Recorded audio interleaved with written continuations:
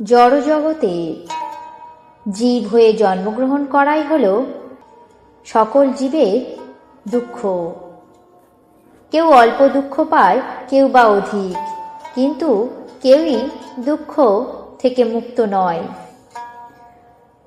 শাস্ত্র অনুসারে সমগ্র সংসারে তিনটি দুঃখের কথা বলা হয়েছে, যাকে বলা হয় ত্রিতাপ। এই তিনটি দুঃখ হল আধ্যাত্মিক, আধিভৌতিক এবং আধিদৈবিক।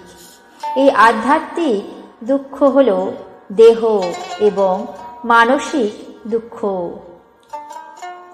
আধিভৌতিক দুঃখ হল কোনো জীবের দ্বারা শত্রুতা কিংবা দুঃখ প্রাপ্ত হওয়া। আধিদৈবিক দুঃখ হল প্রকৃতি অথবা দৈব শক্তির প্রভাবে পাওয়া দুঃখ, যেমন ভূমিকম্প, খরা, অগ্নিকাণ্ড, প্রাকৃতিক দুর্যোগ। এই দুঃখগুলির উপর মানুষের কোনো নিয়ন্ত্রণ নেই, তবু সেগুলি জীবনের নিরাপত্তা এবং স্থিতিকে নিয়ন্ত্রণ করে বা ভেঙে দেয়। সমস্ত জীবের এই ত্রিতাপ বা তিন ধরনের দুঃখ থেকে মুক্ত হওয়ার উপায় হল জীবকুল অর্থাৎ মানুষ যখন শাস্ত্রের কৃপায় ভগবানের সেবায় মনোনিবেশ করে, তখন মায়ার বাঁধন আলগা হয়ে যায়। সংসার সাগর পার হওয়ার জন্য সাধু সঙ্গ করা অত্যন্ত জরুরি।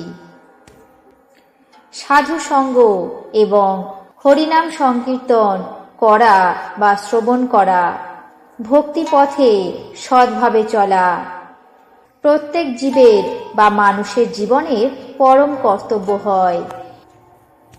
এগুলির মাধ্যমে এই ত্রিতাপ থেকে মুক্ত হওয়া যায়।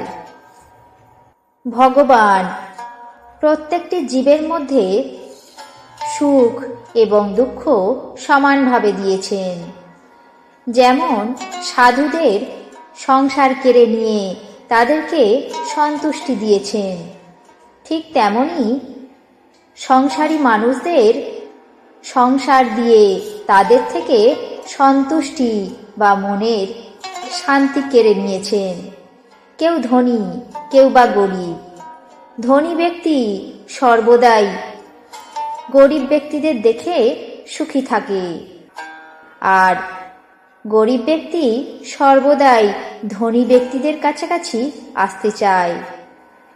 কেউই নিজের জীবন নিয়ে সুখী নয়, আমার থেকেও অন্যজন বেশি সুখে আছে।